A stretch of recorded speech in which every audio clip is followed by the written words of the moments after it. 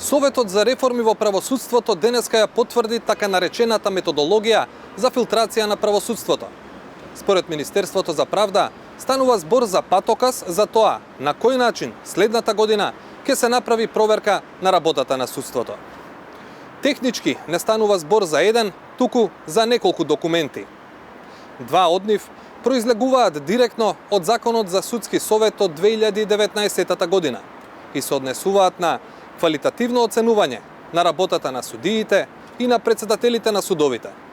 Според увидот што го имаше 360 степени, најинтересен е документот наречен Интерен план за следење на работата на судовите, судиите и председателите на судовите за периодот 1 јануари 31 декември 2021 година.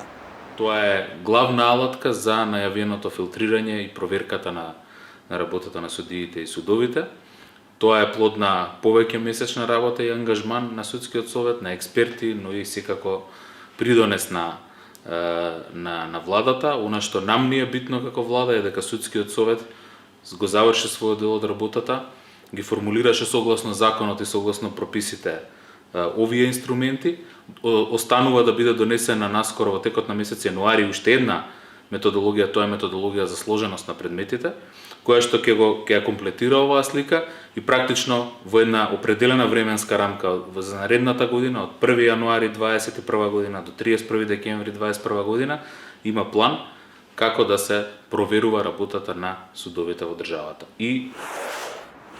Но, само од достапните документи не може лесно да се извлече дефинитивен заклучок. Како ќе се филтрира судството? Еве и зошто. Според важечките законски решенија, еден судија може да биде разрешен по две основи. Поради сторена потешка дисциплинска повреда, поради нестручно и несовесно вршење на функцијата. Под потешка дисциплинска повреда се подразбираат 4 основи: повреда на јавниот ред и мир, мешање во работа на друг судија, одбивање да се поднесе изјава за имотна состојба и прекршување на правилата за иземање. Под нестручно и несовесно работење, односно вршење на функцијата, има 7 основи, меѓу кои правосилна затворска казна од најмалку 6 месеци, одолговлекување на постапка, крупна професионална грешка и во случајот најинтересното, ако во 2 последователни оценувања судијата добие негативна оценка. Сите овие механизми за разрешување судии досега му беа на располагање на судскиот совет. Разликата е што сега со методологиите се прецизира квалитативното оценување на работата на судиите и на председателите на судовите. Но според актуелните закони, судиите редовно се оценуваат еднаш на 4 години, што сугерира дека не може да се очекува брзо филтрирање. Но тука стапува на сцена новиот документ на судскиот совет наречен Интерен план за следење на работата на судовите, судиите и председателите на судовите за периодот 1 јануари 31 декември 2021 година. Планот предвидува повеќе приоритети и активности за период од една година. Меѓу активностите е и формирање тричлени комисии за следење на работата на судиите и председателите на судовите. Овие тричлени комисии нема да бидат составени од суди од повисоките судови, како што е случај при редовното оценување, туку од членови на судскиот совет. Овие тројки, меѓу другото, ќе остваруваат работни посети, ќе вршат увид во предмети, ќе изготвуваат извештаи, но и ќе поднесуваат барања за утврдување одговорност за судија или за председател на суд. Во функција на целите, пишува во интерниот план на судскиот совет, ќе се изврши проверка на судски предмети.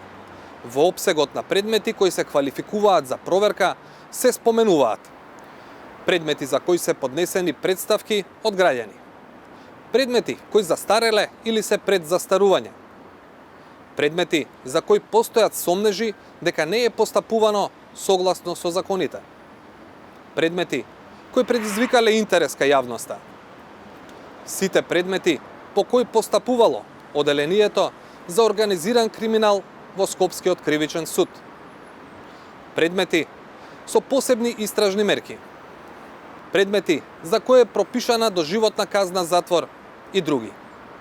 Проверката на предметите ќе се изврши без оглед на стадиумот во кој се наоѓаат, тековни и архивирани предмети.